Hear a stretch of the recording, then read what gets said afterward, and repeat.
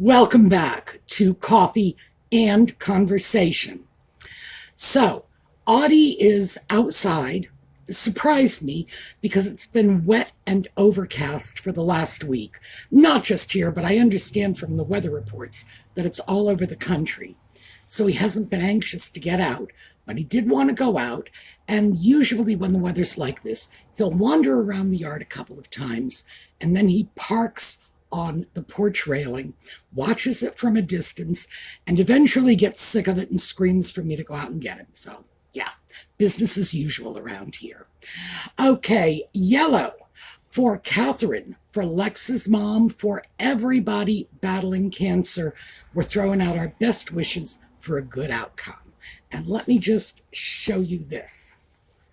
Because although this one is not in our giveaway this week, this is a gorgeous silk scarf from the Boston Museum of Fine Arts. It was a gift from one of our viewers, and this will be in the next batch of scarf giveaways.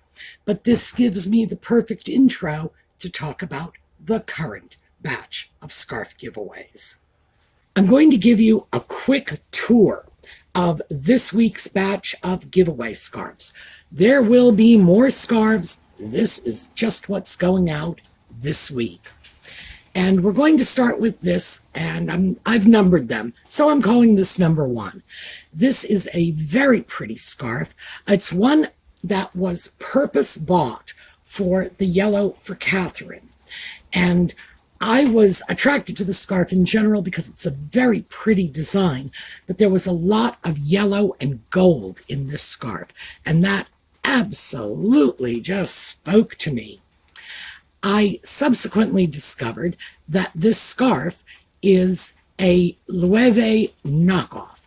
Yep, this is another one of those scarves that they copied out the designer, but I had no idea when I originally bought it. So there you go. I guess there was a reason I liked it. Oh, I'm sorry. That last one is 21 by 21, 100% silk. Now, this next one is not silk. This is 20 by a little over 60. So it is in centimeters, 50 centimeters across, and about 160 centimeters long. This is a polyester piece.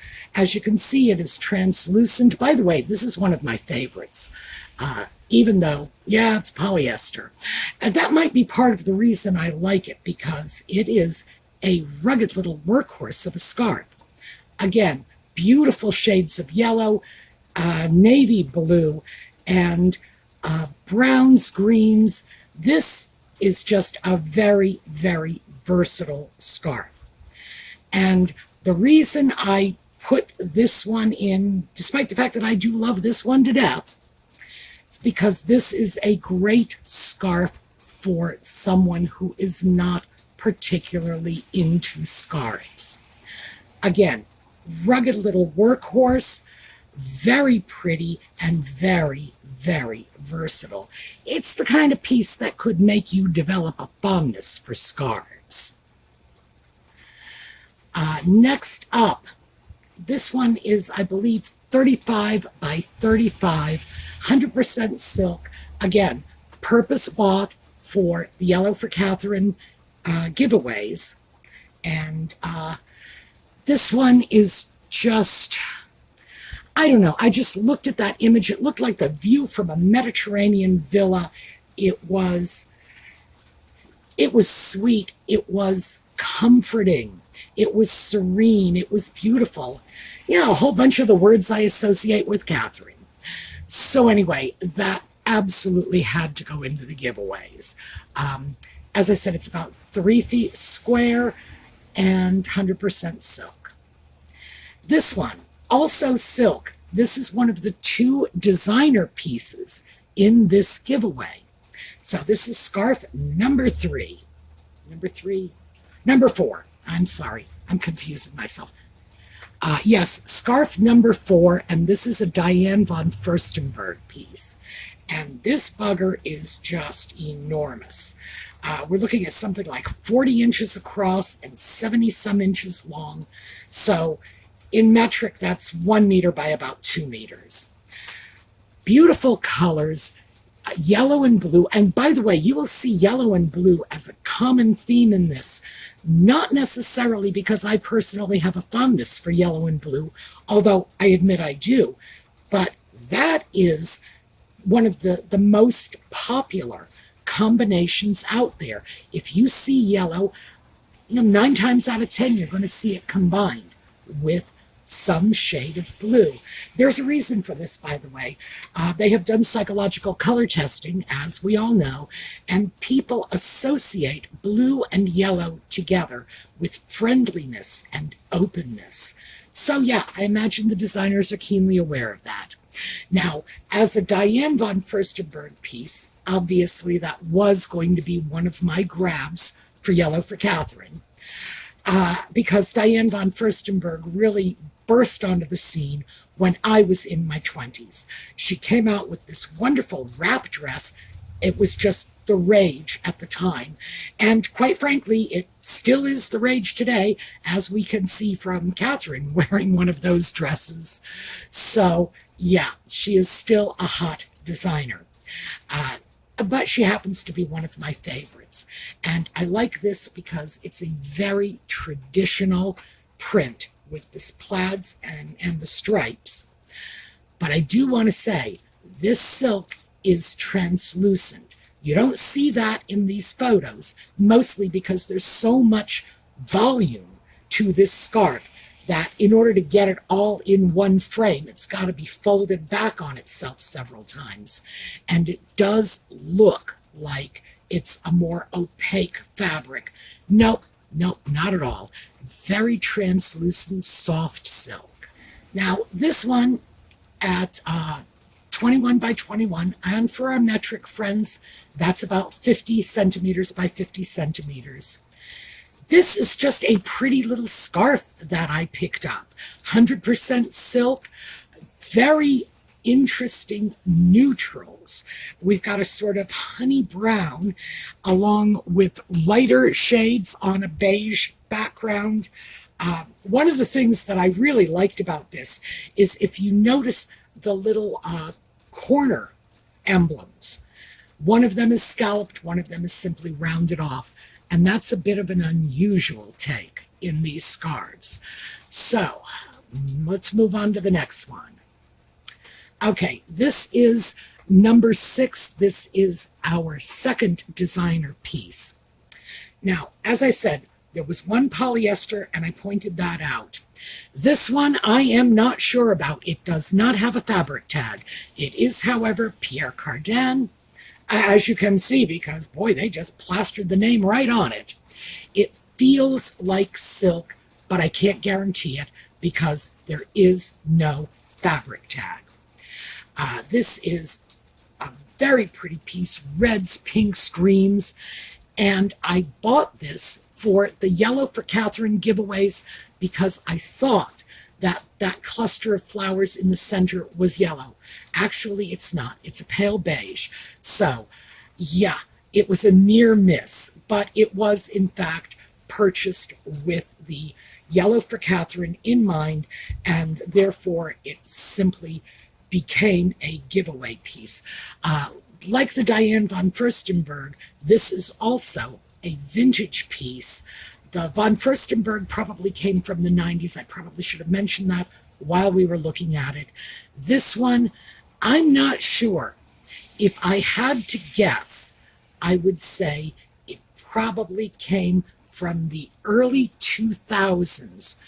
But again, no tags, hard to be sure. It's a very classic design, so frankly, it would have been just as much at home in the 1940s as it would, in 2002. This one is approximately 3 feet by 6 feet, so that's 1 meter by 2 meters, approximately.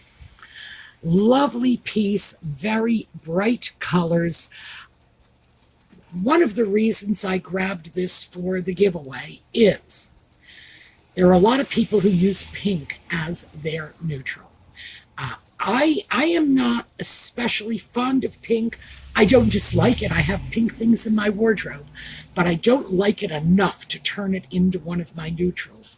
However, I get that people can do this because a good shade of pink goes with almost anything. And so I thought, well, pink, black, white, if you are a pink person, this is just going to slide seamlessly into your wardrobe. Again, as I said, 100% silk, and it's 3 feet by 6 feet. This one, 100% silk, 3 feet by 6 feet. Same thing. This is number 8.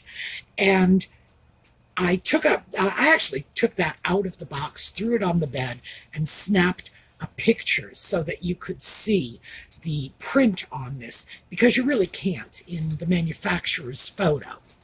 But here you go.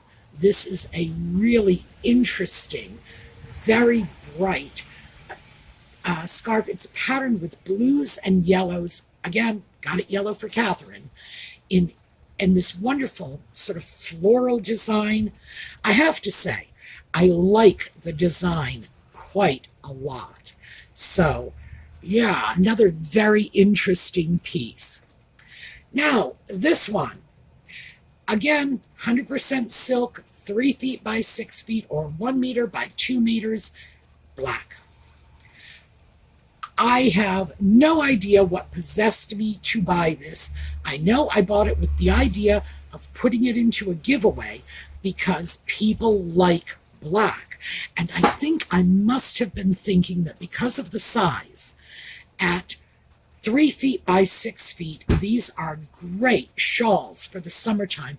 Maybe I was thinking this would make a terrific evening wrap for someone. I don't know. But regardless, if you like black, this is your baby. And this one. And this is our last piece, so this is number 10. This one is another of the 21 by 21, that's inches, centimeters, 50 by 50. And we sort of have an ice blue central ground with golden leaves and branches on it. And it's surrounded by a navy border with a golden yellow edge. Very, very pretty. Absolute. This is one of the first of the Yellow for Catherine scarves that I got. And it's always going to be one of my favorites, mostly because I love the shades of yellow in here. Okay, there you go. So apparently Audie has seen everything he wants to see because he is on the porch railing. I don't know if he's begging to come in yet, but he's definitely not willing to stay out in the rain any longer. All right, let's take a look at the intro, and then we're going to get started.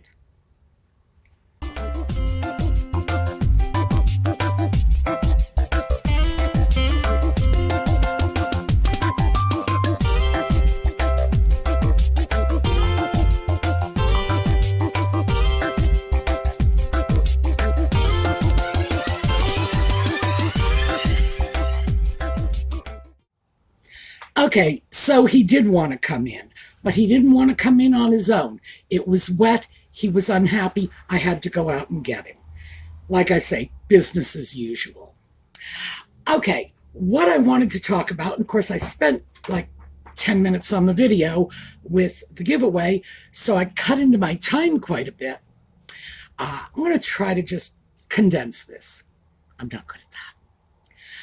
I was watching a YouTube video a few days ago, and this woman who was a seamstress, I guess you're not supposed to call people seamstresses anymore. Seamstresses, people who sew, are now calling themselves sewists, like typists, or I don't know, meteorologists. And I have always either used the term seamstress, But it's a term, by the way, I've used for men too, because I feel it's something very different from the term tailor, which I've used for both men and women. What can I say? Or the term sewer, the home sewer, for example. But the problem with sewer is it's spelled exactly like sewer. And I can understand people might be testy about that because of the negative connotations. Yes, he was outdoors. He begged to go outdoors, but I left him out for 10 minutes. Look how bad I am. All right. See, they know. They understand that you were outside in the rain. All right, we'll have to see where this goes. Anyway, this woman sews, and she decided she was going to sew her own capsule wardrobe. And she was going to design it. One of the great things about sewing your own clothes is you really do have absolute control. All right. He's still a little wet here. This is so much fun. So she got a piece of fabric, and it had a print on it. And it was a rather unusual print. I don't want to say it was bold, but it was kind of a busy print. I think it was like floral clusters, lots of colors, big. And she was going to create her capsule wardrobe based on that fabric. She was going to be pulling the solids out to create this capsule wardrobe. Well, I mean, that's fine if you want to create a great many capsule wardrobes, but I couldn't help but think, this is just not how to go about doing it. And then I asked myself, why? What is it I have against this capsule wardrobe plan of hers? And I actually had to stop and think about it for a while, because I knew immediately she was boxing herself into something that was simply not going to hold up. All right. Yes, I'm all wet now. Thank you. Oh, and it looks like I'm muddy too. Gotta love that cat. Okay, do you need to come back up again? I'm going to pause for a moment. What? You have plenty of food. What do you need? Apparently, he really didn't need anything. He just wanted to pester me. Okay, where was I? The woman, the print. The problem with creating a wardrobe around a print is prints have a very short life expectancy. Now, this is all well and good if, for example, and I've known people who have done this, home sewer, whatever word you want to use. I don't want to offend anybody. I've always used sewer or seamstress. So home sewers that I knew years ago who would create wardrobes for their children at the beginning of each school year. And that was remarkably common when, not only in my childhood, but when I was a young adult, at the point where my friends were having children and dealing with the children's needs. That worked great for your kids, because the capsule wardrobe, which would be their school wardrobe, was less expensive. You had a lot more control. It was tailored to your child's needs, etc., etc. And yes, very often they would grab a print, a plaid, something like that, and start picking the colors out and create a wardrobe around that. But here's the important thing. That wardrobe was designed to last 1 year, the 9 months of the school year, so not even really a year. And it worked fine, mostly because there was that built-in obsolescence. Now, granted, we didn't look at absolute obsolescence in those days. It just meant that wardrobe would go off to a younger sibling or a cousin or to charity, whatever, when the child for whom the wardrobe had been created was done with it. But it allowed for building a wardrobe that had a built-in life expectancy. Why?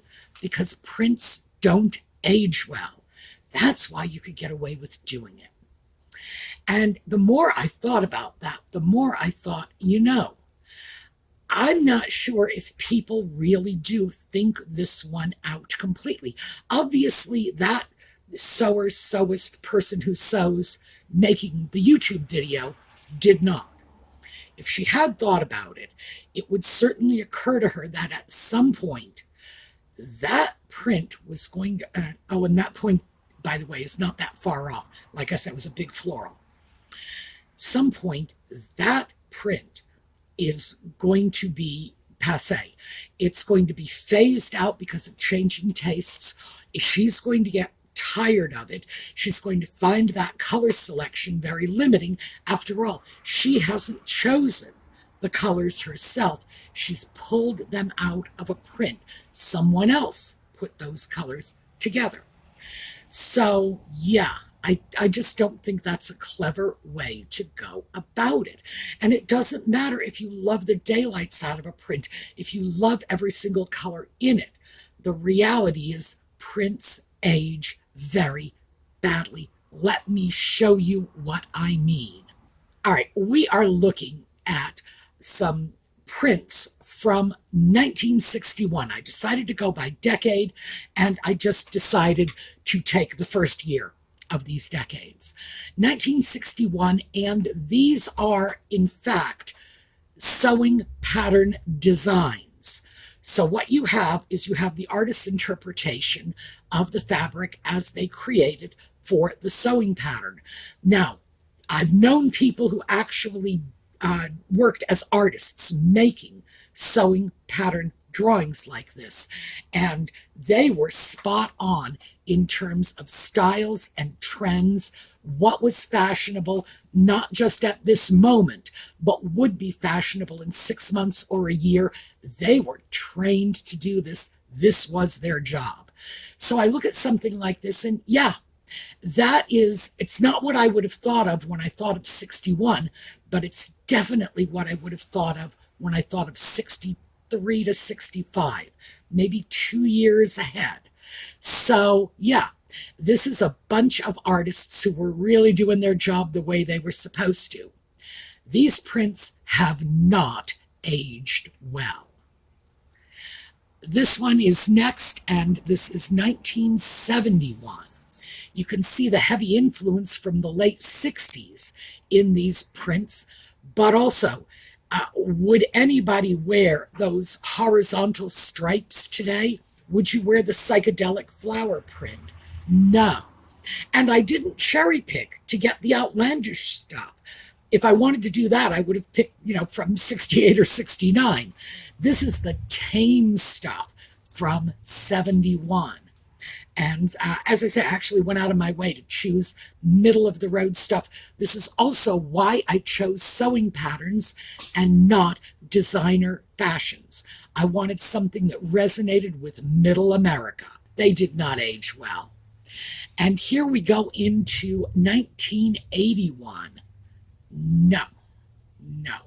There is nothing here that even vaguely looks like I would wear it today.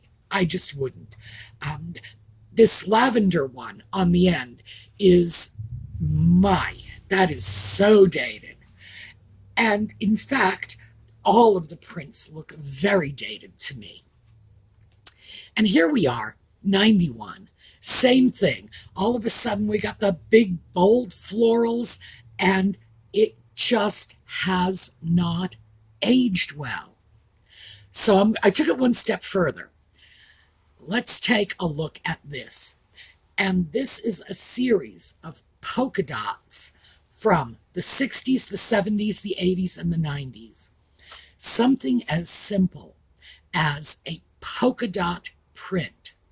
And look how very, very different they are. There's just no overlap. And by the way, there are none of those I would wear today either. So we need to keep in mind that even prints that we consider to be really classic and really sort of, the backbone of your wardrobe, so to speak, even those age dramatically. So what I did is I actually pulled one of the few pieces of print items I have in my closet. I do not I do not do prints because they become dated so easily. So I don't have a lot of them. I did, however, get this, and this I'm pretty sure you can see. This is mattress ticking. One of the reasons I was willing to buy a print like this is because mattress ticking has been around for at least 500 years that we can document. So, yeah, 17th century, they had mattress ticking. I don't actually know if they were making clothing with it, but I did, of course, see this as what we would today call industrial fabric, grain sacks, things like that, in mattress ticking. But in the 18th century, I have seen more than one museum design, in other words, an actual vintage dress from the mid 1700s with this same sort of stripe. No, not what I'm wearing, which is, this is a linen and viscose blend. So part of the reason I wanted it was because of the linen. It gave it a more rustic kind of look, more texture in the fabric. You're beating me with your tail. I'm not kidding. He's very meaty today. But it wasn't something like this. Their mattress ticking stripes were in pinks and greens and whatever and lovely, and they were put on silk. But this actually is something that's been around forever, and when I get sick of it, I can make a bed pillow. Is that why I bought it? No. The reason I bought it, like I say, we got a list of reasons. Oh, linen, yeah, good deal. Oh, yeah, mattress ticking, versatile print, been around a long time. No. $5.88. There you go. That's why I bought it, and why I was willing to consider a piece like this, because I also looked at the fact that it probably is just going to be used like fast fashion in my wardrobe, because I'm in between sizes right now, and it's starting to wear on me. I'm starting to run out of clothes that fit me, and so I'm going to have to get more clothes in other sizes in order just to, make it through. Oh, let me show you a picture of these. Okay, so in the interest of full disclosure, I'm showing you the only 3 printed t-shirts, any kind of shirts I have in my closet. Everything else is solid colors. I do have a plaid jacket. You saw that last weekend. But in terms of tops like this, no, everything is solid. It's just more reliable, and it will stay in style longer. So as you can see, I have the mattress ticking shirt that I am wearing. I have the same shirt that is in beige on beige, which frankly I like better because it just doesn't look like a print. But I was willing to take a walk on the wild side and get this brighter one, and a graphic t-shirt. It says Oxford, because my theory on this: if you're going to run around with a brand name on your shirt, it might as well mean something. And that's it. I just don't do prints. So, and keep in mind, I have done prints in the past. I really have. Mostly for the videos. I would go out, I would get stuff, and it would be my video wardrobe. And then when I would get sick of it, on the theory that if I'm making these videos, well, there was a time when I was doing it 7 days a week. I was going to get sick of this clothing pretty quickly.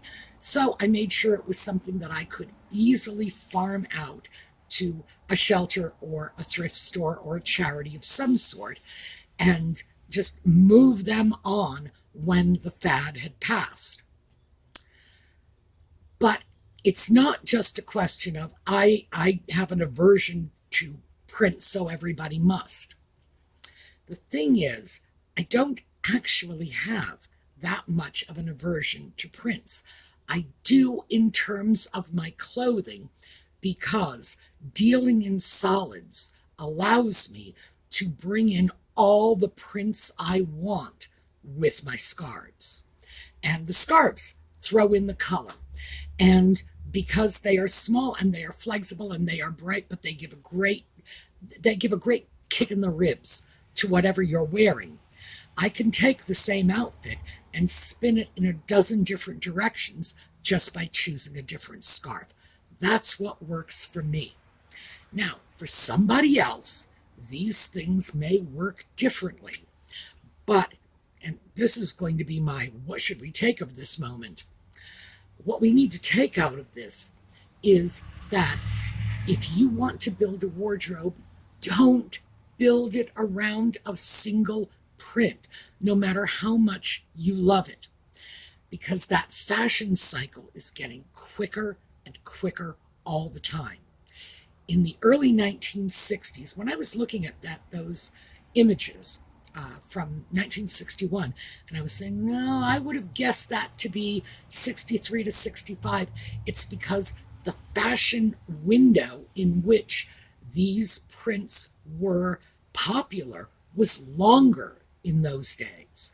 Really, if you took, say, the images from 1981 or 1991 and showed them to a good fashion historian, they'd probably be able to pick out the exact year, possibly even the exact month, because things are changing that quickly now.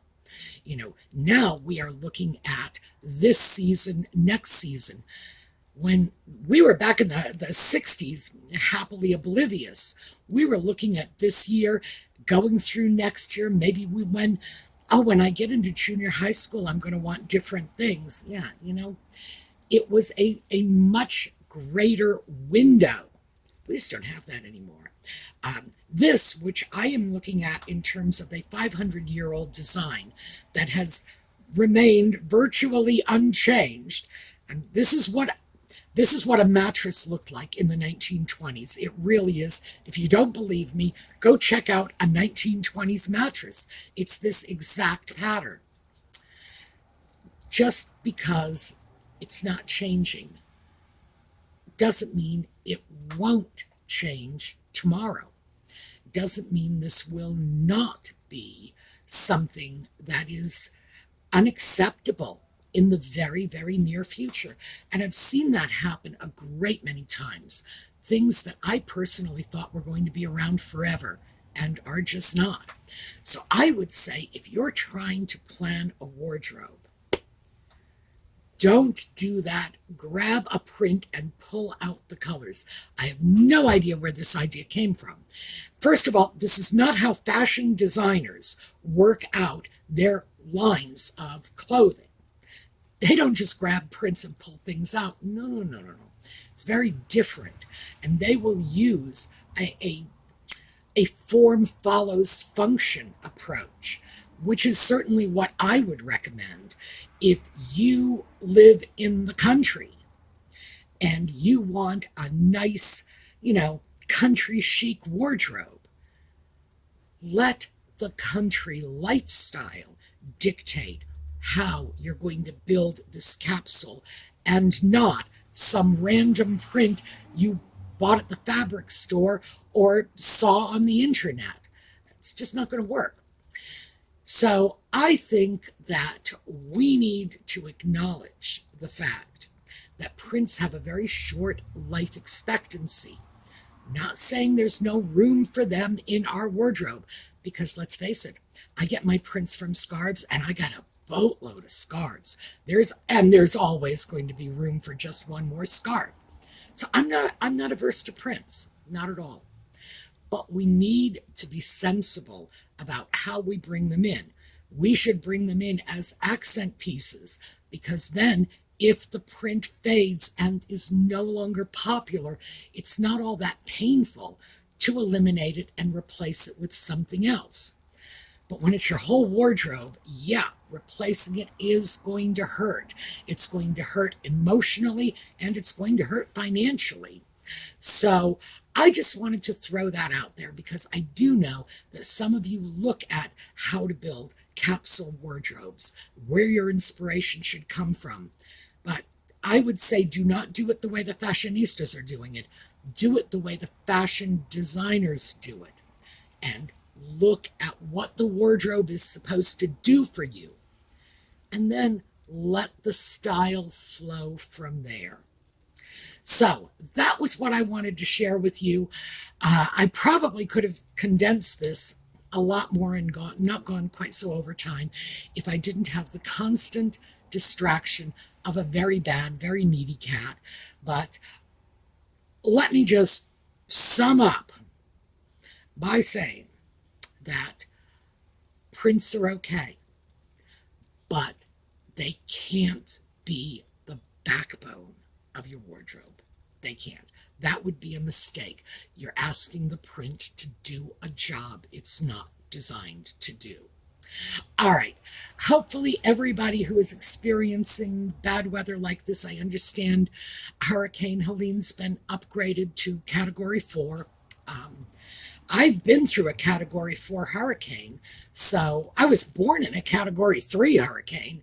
So yeah, no picnic, but absolutely survivable. Just stay safe. Be mindful. If you're told to evacuate, evacuate.